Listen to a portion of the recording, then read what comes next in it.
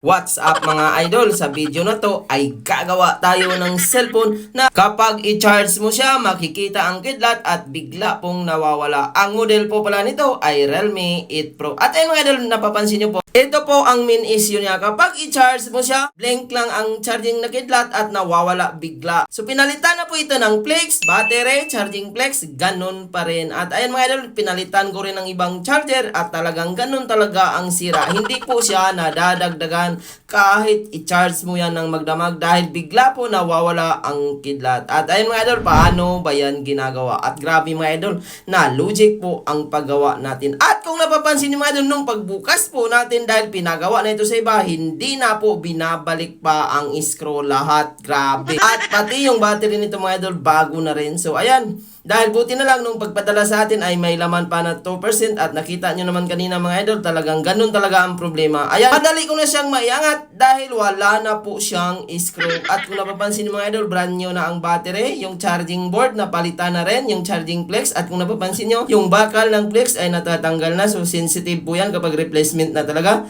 At kung napapansin nyo mga idol, ang charging board niya ay replacement na. Halata na po kasi mga idol kapag replacement na ay wala na pong mga IC or mga pyesa. At ayan, chinik ko po ng battery mga idol dahil ayan, brand new na po yan. At tinesting ko pa yan ng ibang battery, bakas sa battery lang kasi minsan meron po mga battery na hindi compatible. Minsan nagbi-blink lang ang charger at biglang nawawala. At ayan, sinubukan ko po sa pang-upo na battery. So pare-pares lang po siya, compatible din po yan. At ayan mga idol, i-testing din po natin kung gagana ba siya dahil minsan nasa battery lang hindi siya compatible, kaya kapag i-charge mo siya nawawala po ang charging indicator or yung kidlat. At ayan, i-testing po natin mga idol at dahil compatible po yan, nag-open po siya. So kapag hindi po compatible mga idol, hindi po yan magbubukas. At ayan, antayin po natin na magbukas. At ayan mga idol, tingnan natin kung nagja-charge. At kung napapansin nyo mga idol, nawawala din talaga ang kidlat ng charging. Ginawa na pala ito mga idol sa paggawaan, 2 weeks na po daw po itong iniwan at hindi nagawa. Kaya ayan, nagpasiyang may-ari dahil matagal na po siyang nanood ng ating mga video. At ayan mga idol, i-check na po natin. At isa po siyang followers natin mga idol. At nung binuksan ko ang motherboard sa ilalim, kung napapansin nyo mga idol, chinek ko ang board. Nung tinanggal ko siya, ayan, nawala na po yung shed at meron pong pyesa na natanggal na capacitor. Grabe mga idol. Si dito mga idol, kapag nagpalit kayo nito, alamin nyo po ang mga logic na gagawin. Ayan,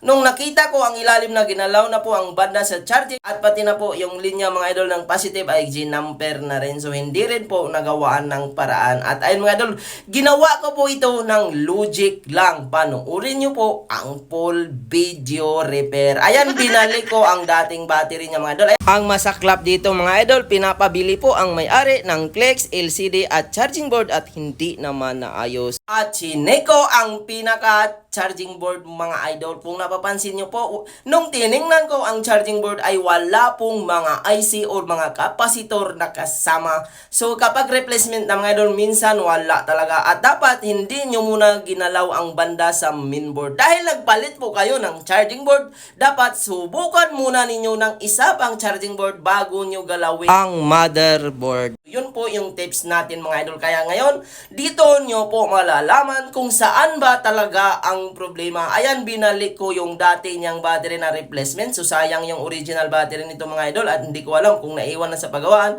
dahil kapag replacement ng mga idol, madali po malubat. At ito po yung logic na ginawa ko mga idol. At kung napapansin nyo, wala talagang pyesa ang mga replacement na charging board. Kaya madalas nag-i-error po yan.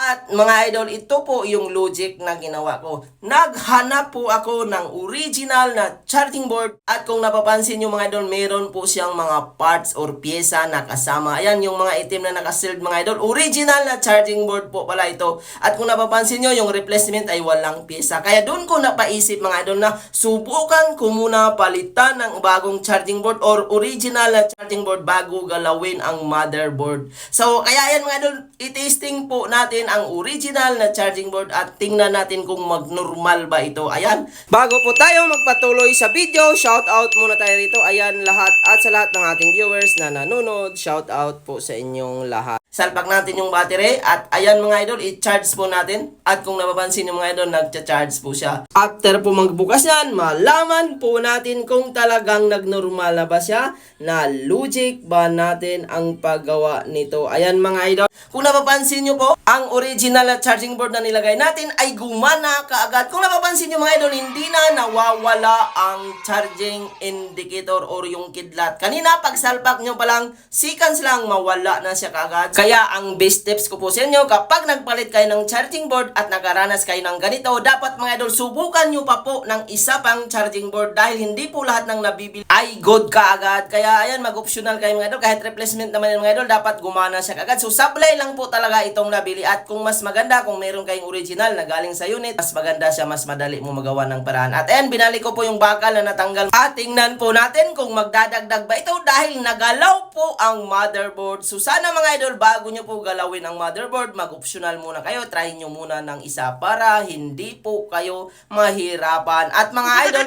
2 weeks na po ito sa paggawaan ay hindi daw magawa. Kaya nagulat ang may-ari nung naalaman niya na nagawa ko na dahil pinalalamove niya po itong mga idol at oras lang nung pagdating ng unit niya ay nagawa ko na kaagad. Kaya ayan mga idol, sobrang pasalamat ng may-ari nito na nagawa. At dapat mga idol, yung mainboard, huwag nyo basta-basta galawin para hindi lalong masira ang motherboard. At tingnan natin mamaya mga idol, kapag nagdadagdag ito, ibig sabihin nung paggalaw sa board ay hindi nadali ang board. So grabe mga idol, may logic talaga ang paggawa ng mga cellphone na dapat talaga, kailangan nyo talagang malaman ang mga steps na dapat nyong gawin bago galawin ang motherboard. At sana mga idol, sa pamamagitan ng bidyong ito, nakakuha kayo ng idea at sana isupport nyo po ang ating channel. Huwag kalimutan mag-like, mag-share at mag-subscribe. At dahil kulang na po ang screw mga idol, kung napapansin, nilagyan ko na rin po ng mga screw at libre na lang yun dahil kapag nahuhulog po ito at kapag walang screw ay bigla po itong maghihiwalay. At ayun mga idol,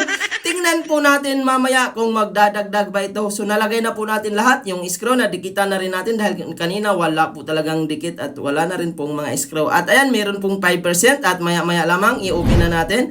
So ayan mga idol, bigla po siyang nag 8% sa loob po ng 5 minutes. So ibig sabihin mga idol, normal na po ang paggawa natin at grabe ang pasasalamat ng may-ari nito na naayos ito. Hindi talaga niya maakalain na magawa ito dahil 2 weeks na po ito sa ibang paggawaan at hindi naayos. At ito lang po ang problema mga idol. At kapag nakaranas kayo ng ganito, ang best tips ko sa inyo, mag-optional kayo. Dapat i-testing nyo ng isa pang charging board para doon nyo malaman kung saan talaga ang tama bago nyo galawin ang motherboard. Hanggang dito lang po tayo. Maraming salamat sa panonood.